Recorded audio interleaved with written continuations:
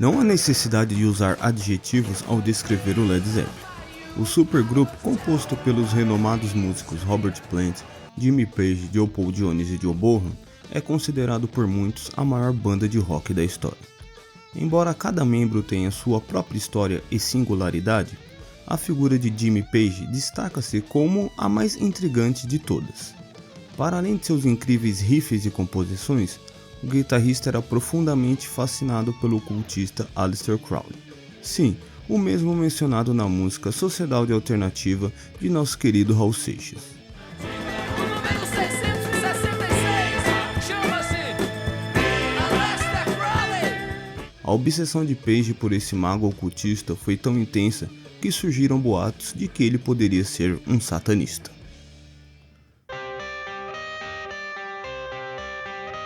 Conhecido como Aleister Crowley, Edward Alexander Crowley foi uma figura controversa, sendo mago, poeta, ocultista e escritor, auto-intitulando-se a Grande Besta 666. Nasceu em Warwickshire, Inglaterra, em 12 de outubro de 1875. Criado em uma família cristã abastada, seu pai, enriquecido pela cervejaria da família, faleceu quando Crowley tinha apenas 11 anos.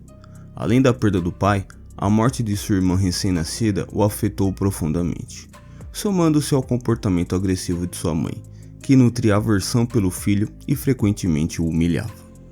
Esses eventos marcaram profundamente a vida deste enigmático personagem. Na adolescência, experimentou uma gradual desilusão e desenvolveu um ceticismo crescente em relação ao cristianismo. Ao longo do tempo, desafiou cada vez mais os princípios da moral cristã, que lhe foram impostos na infância.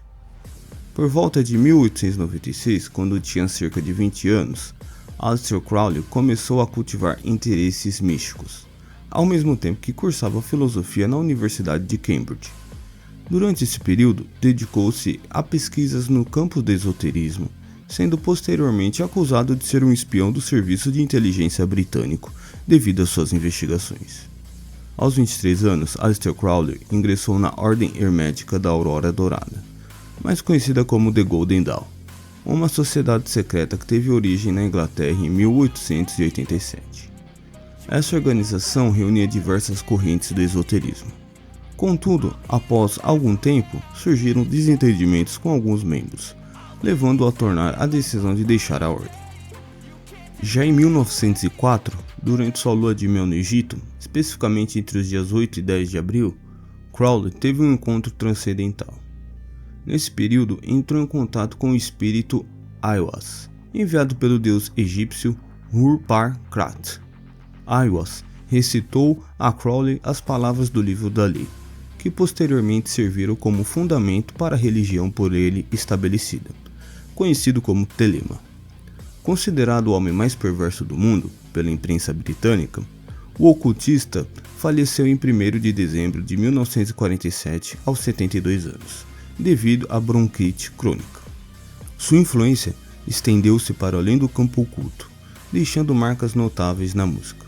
Como mencionado anteriormente, Crowley foi citado na música Sociedade Alternativa de Raul Seixas, baseado no livro da lei.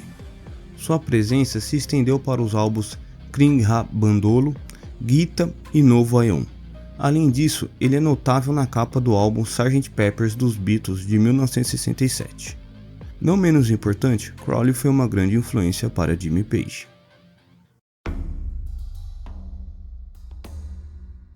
O interesse inicial de Jimmy Page pelo ocultismo surgiu no início da década de 70, quando o guitarrista mergulhou profundamente em diversos escritos, incluindo os de Aleister Crowley. Sua paixão por esse tema foi tão intensa que ele influenciou escolhas significativas em sua vida, como o nome de sua filha, Scarlett Lilith Page, nascida em 1971, e a fundação de uma livraria e editora de livros ocultos chamada The Equinox Booksellers and Publishers. Esse fascínio não ficou restrito à sua vida pessoal, penetrando no universo musical do Led Zeppelin.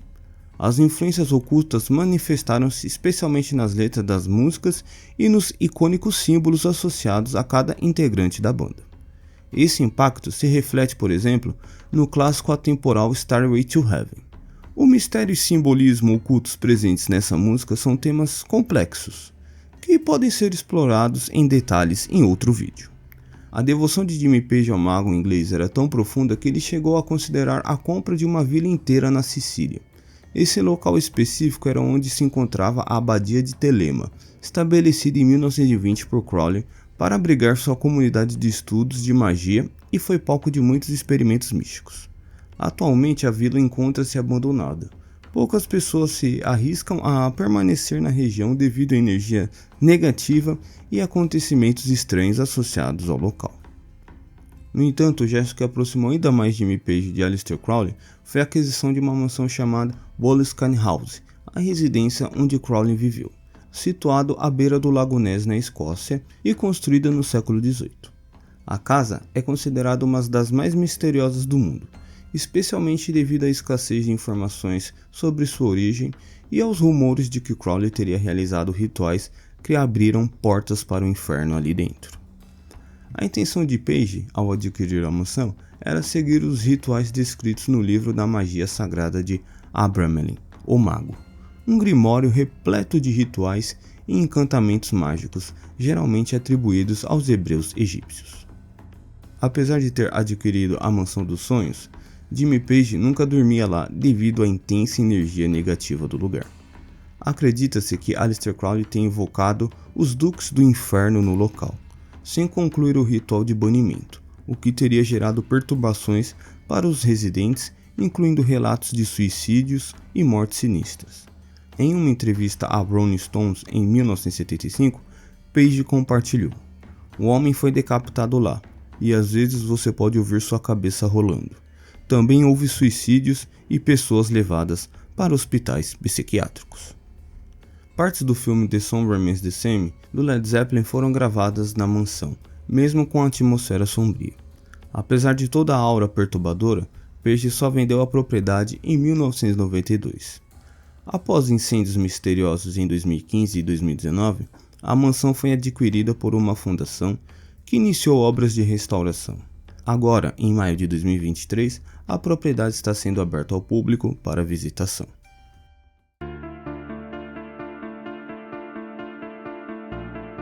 Robert Plant e sua então esposa Marianne Wilson deram as boas-vindas à sua primeira filha, Carmen Janet Plant, em 1968. Poucos anos depois, Carrick Pendragon Plant se juntou à família, tornando-se o mais jovem membro. Enquanto o vocalista construía sua família, Jimmy Page reunia recursos para adquirir as tão desejadas peças que pertenciam a Crowley. No entanto, uma série de eventos bizarros começou a ocorrer.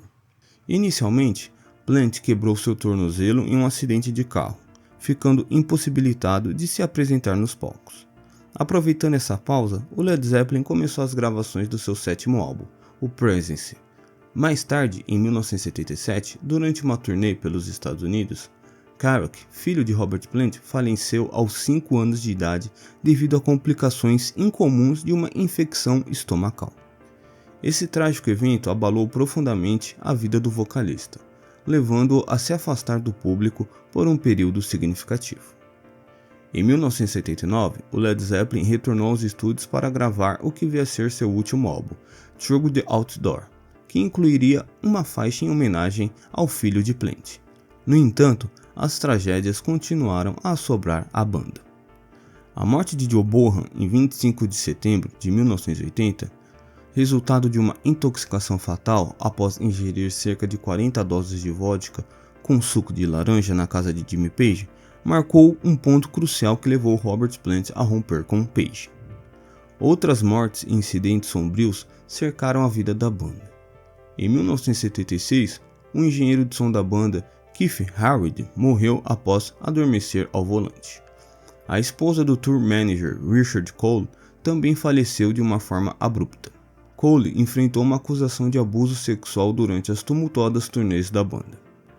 E apesar de ser inocentado, foi acusado de roubo em uma das bilheterias do grupo em 1974, onde o dinheiro simplesmente desapareceu de maneira misteriosa do cofre do hotel.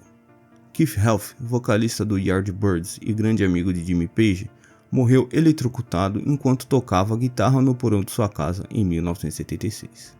Logo depois, em 1977, o fotógrafo pessoal de Page, Philip Halo, faleceu de overdose em uma das residências do guitarrista. Esses eventos sombrios contribuíram para um clima tumultuado que levou ao fim de uma das maiores bandas da história da música.